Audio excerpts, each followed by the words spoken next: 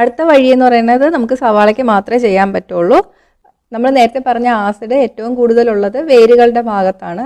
അപ്പോൾ അതങ്ങ് എടുത്ത് കളഞ്ഞാൽ കണ്ണുനീരൊക്കെ നമുക്ക് വരുന്നത് കുറയ്ക്കാൻ പറ്റും. അപ്പോൾ അതിന് വേണ്ടിയിട്ട് കത്തി വെച്ചിട്ട് ആ വേരിൻ്റെ ഭാഗത്ത് ഇങ്ങനെ റൗണ്ടായിട്ടൊന്ന് കട്ട് ചെയ്ത് കൊടുക്കാം.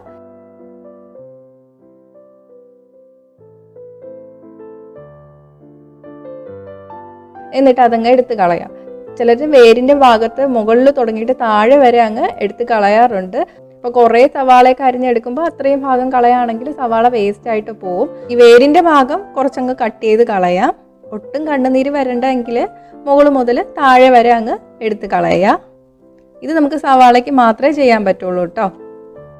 അടുത്ത വഴി എന്ന് പറഞ്ഞാൽ നമുക്ക് സവാള ഇങ്ങനെ 4ആയിട്ട് മുറിക്കാം. എന്നിട്ട് ഇങ്ങനെ മലർത്തി കുറച്ച് നേരം മാറ്റി വയ്ക്കാം. സവാള മുറിക്കുമ്പോൾ അതിൽ കുറച്ച് നീര് പോലെ കാണില്ലേ, അത് കുറച്ച് കഴിയുമ്പോൾ അങ്ങ് ഉണങ്ങിപ്പോയിക്കോളും. അതിനുശേഷം നമ്മൾ അരിഞ്ഞെടുത്താൽ കണ്ണൊന്നും നീറില്ല. ഇപ്പോൾ കുറേ നേരം മാറ്റി വയ്ക്കാൻ സമയമില്ലെങ്കിൽ അരിഞ്ഞെടുത്തതിന് ശേഷം ഒരു ബൗളിൽ കുറച്ച് വെള്ളം എടുക്കുക, അതിലോട്ട് ഈ സവാള മുക്കി വെച്ചാൽ മതി. പിന്നെ അരിയുമ്പോൾ കണ്ണ് നീറില്ല.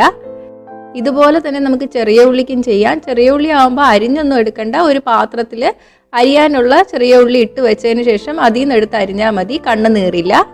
അടുത്ത വഴി എന്ന് പറഞ്ഞാൽ നിങ്ങൾ